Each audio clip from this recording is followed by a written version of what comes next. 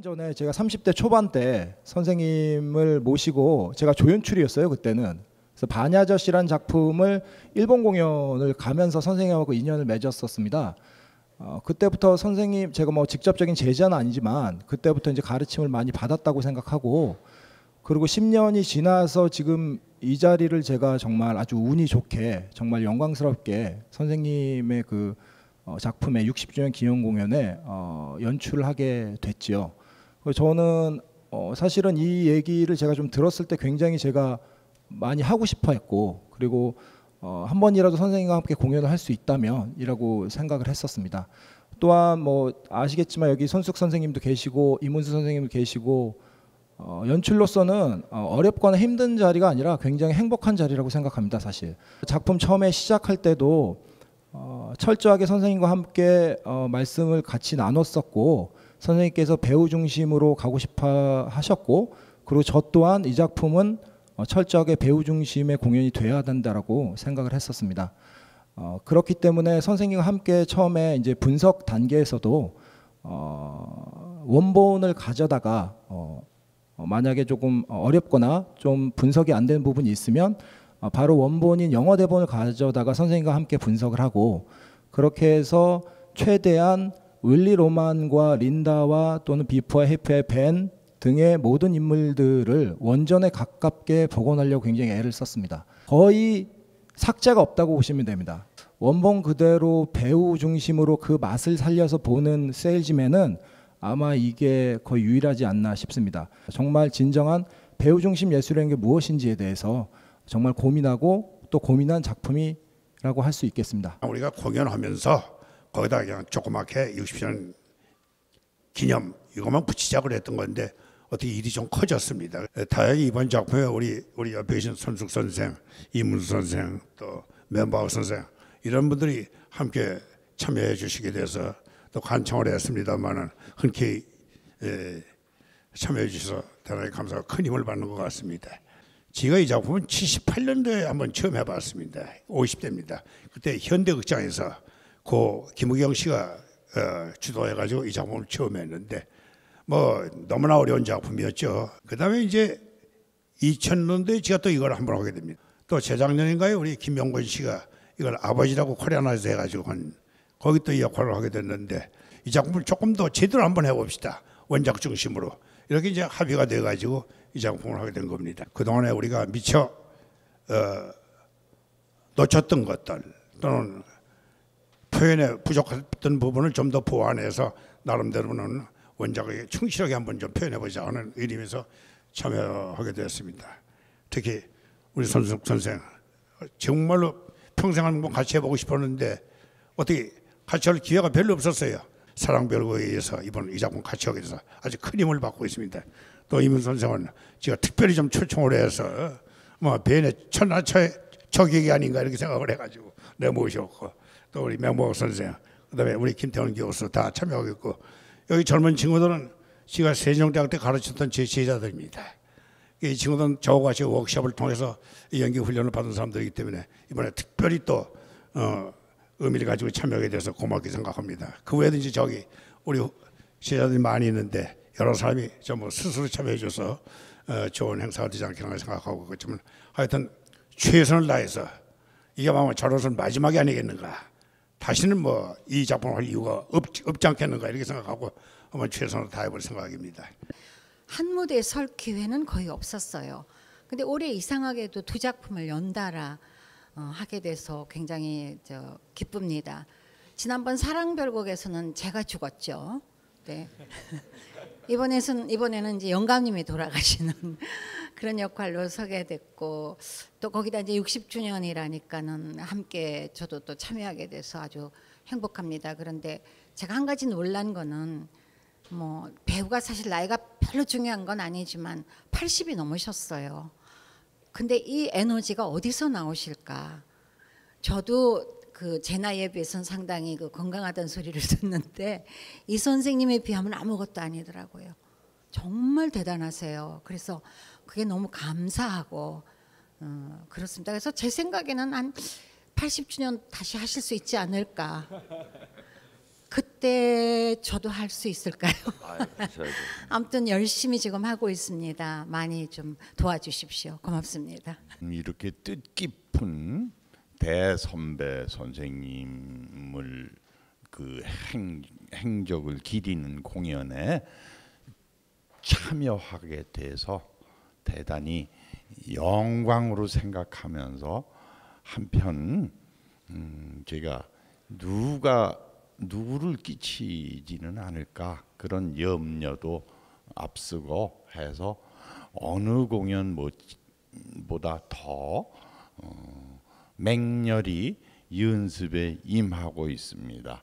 저는 끝까지 잘 해서 누구를 끼치지 않고 좋은 배인 역할로 또 우리 이순재 선생님께서 특별히 뽑아 주셨다니까 거기 그 뜻에 부응하는 의미에서 열심히 하겠습니다.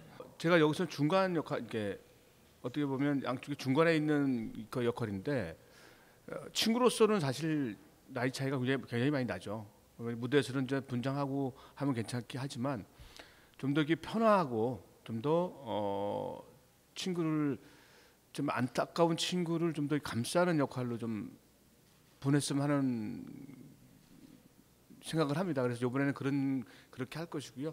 선생님과 이렇게 한 무대에서 쓴다는 것 자체는 사실 우리 연극하는 후배들한테는 굉장히 영광이죠. 거기에 또 우리 손수 선생님도 계시고 또 이문수 선생님도 계시고 해서 아마 제가 발에 땀이 나도록 굉장히 열심히 해야 되지 않을까 하는 생각을 합니다. 정확히 10년 전에 연기를 처음 시작할 때 선생님한테 연기를 배웠습니다. 근데 그때 선생님께서 저한테 해주신 말이 너는 귀공자 빼면은 모든 역할을 다 소화할 수 있으니까 어떻게든 버텨라. 넌 잘할 수 있을 거다라고 해주셨는데 그렇게 버티다 보니까 이렇게 선생님하고 같이 한 공기를 마시면서 무대에 올라갈 수 있는 영광스러운 자리가 오게 된 것 같아요. 비프 로먼이라는 이 큰아들 역이 아버지하고 어머니한테 굉장히 소리도 많이 지르고 뭐 이렇게 대들고 망나니 같은 모습을 보이는데요. 감히 이 연기하는 이 젊은 배우들 중에 이 국민 아버지 국민 어머니신 이순재 선생님, 손숙 선생님한테 이렇게 소리를 지르면서 하는 작품을 할 수 있는 배우가 몇 명이 있을까 싶어요. 그래서 원 없이 한 2달째 지금 소리를 지르고 있는데요. 그래서 로또 맞은 기분으로 정말 재미있게 즐겁게 하고 있습니다. 2000년대 선생님이 윌리를 하셨을 때 저는 직접 공연을 보러 갔었죠. 그때가 아마 제가 고등학교 수능 끝나고였을 것 같아요. 그때는 선생님이 제자가 아니었지만 뭐 이렇게 제자가 또 될지도 몰랐고 시간이 흘러서 제가 그 비프 역을 한다고 생각하니까 너무나 감회가 새롭고 그런 만큼 또 최선을 다해서 선생님께 누구를 끼치지 않는 방향으로 최선을 다할 예정이고요. 저 개인적으로 비프라는 역할은 사실 지금 시대와 별반 다르지 않다라고 생각합니다. 그러니까 제 나이 또래 흔히 뭐 오포 세대라고 하죠. 예, 지금 이 비프가 오포 세대의 언저리에 있는 것 같아요. 이제 뭐 7포 세대도 이제 나오더라고요. 예, 거기서 이제 자기의 어떤 꿈까지 버리는 세대가 이제 7포 세대라고 하는데 비프만은 그런 역할이 되지 않았으면 하는 바람으로 그 꿈을 향해서 최선을 다하는 모습을 보여드리도록 항상 노력할 것이고요. 저는 1998년도에 선생님을 이제 세종대학교에서 처음 뵀고요. 그때부터 선생님하고 이제 워크숍을 이제 3번을 같이 했는데 98년도에 처음으로 이제 드라마에서 선생님하고 같이 출연을 한 적이 있었어요. 그리고 9년이 지나서 이산이라는 작품에서도 선생님하고 같이 출연을 했고요. 또 다시 9년이 흘러서 세일즈맨 죽음을 이제 같이 선생님하고 아주 영광스럽게 임하게 됐습니다. 앞으로 9년 이후에 또 다시 선생님을 뵙고 싶고요. 그 전에도 선생님 굉장히 많이 뵙고 싶습니다. 이 해피 로머는 비프 형 굉장히 이름처럼 굉장히 해피한 역할 같지만 비프 형 못지않게 어떻게 보면 사회적으로나 가정적으로도 더욱더 갈피를 잡지 못하는 인물이고요. 항상 저희 세일즈맨 공연팀 뿐만 아니라 공연이 끝나기까지 마지막까지 선생님 그 이후까지도 계속 건강하신 상태로 아주 저희 공연이 무사히 잘 끝나기를 진심으로 기대하고 제가 누가 끼치지 않도록 열심히 하도록 하겠습니다. 선생님 작게 지도를 받은 건 학교에서 한 6년 전, 7년 전인 것 같아요. 그때 선생님께서 저희 학생들을 데리고 셰익스피어의 리어왕이라는 작품을 지도해 주셨는데요. 공연이 마지막 날 끝나고 분장실에 오셔서 말씀을 해주시더라고요. 혹시 아쉽냐고. 그랬더니 학생들이니까 당연히 너무 아쉽다고, 하루만 더 있었으면, 이런 얘기를 하니까 선생님께서 딱 한 말씀 하시더라고요. 프로가 되면 아쉬울 새도 없이 또 다른 무언가를 하고 있을 거다. 하루하루가 반성하고 바로 고쳐나가야 되고, 그렇게 선생님이 60년을 이렇게 한 배우라는 직업을 해오신다는 게 너무나 옆에서 지켜보는 제자로서, 뒷길을 걸어가는 배우로서 너무 영광이라고 생각하고요. 영화나 방송은 카메라에 기억되잖아요. 근데 연극이라는 예술은 그 순간, 그날 오신 관객들의 마음에 기억된다고 저는 생각합니다. 선생님의 60주년을 관객석이 아니라 무대에서 그 호흡 그대로, 그 소리 그대로, 그 눈빛 그대로 제 몸에 기억할 수 있다는 게 가장 큰 영광인 것 같고요. 60주년을 축하한다는 의미보다는 앞으로 60주년 이후에 배우 이순재 선생님의 희망찬 앞날, 그리고 더욱더 후배들에게, 후학들에게 귀감이 될 수 있는 그 날을 축하하고 메시지를 던져줄 수 있는 계기가 되었으면 좋겠습니다. 이순재 선생님 만나서 그러면 어떤 연출 방향으로 가야 되느냐를 많이 고민을 했었고, 최근에는 특히나 자본주의의 구조에서 무너진 어떤 생산 요소로서의 인간이라는 말들을 많이 쓰죠. 근데 거기에 중점을 두다 보면 사실은 그 인물은 보이지 않을 것 같았습니다. 한 인간이 다음 인간에게 물려줄 것들이 무엇인가를 고민하는 한 인간을 그려보고 싶었습니다. 그러니까 윌리 로만이 아버지로서 가장 중요한 대사를 합니다. 특히나 아들에게 굉장히 상처받고 혼자 화장실에서 남겨져 있을 때 윌리 로만이 생면부지의 그 웨이터를 만나서 이런 말을 하죠. 이 근처에 씨앗 가게가 어딨나? 씨앗을 좀 사야겠어. 이 말을 합니다. 아무것도 묻어둔 것이 없어. 특히나 이순재 선생님 그 대사를 하실 때마다 전 오히려 마지막에 그 윌리 로먼이 이제 죽으러 가는 장면보다 그 장면에서 굉장히 뭉클합니다. 다음 세대에게 우리가 전달하고자 하는 어떤 한 아버지의 어떤 처절한 희망 또는 몸부림, 뭐 이런 것들을 어떻게 하면 따뜻하게 보여줄 수 있을까를 좀 더 고민을 했습니다. 그래서 조명이나 또는 음향이나 이런 것들도 당연히 거기에 맞춰서 가고요. 대부분의 경우 어떤 부분에 있어서는 비정한 사회에서 매몰된 윌리를 그리고 있지만 우리 연극은 그렇지 않습니다. 반대이죠. 이 비정한 사회에서 다음 세대로 무엇을 전달해 줄 것인가, 그것을 통해서 로먼은 무슨 이야기를 하고 있는가.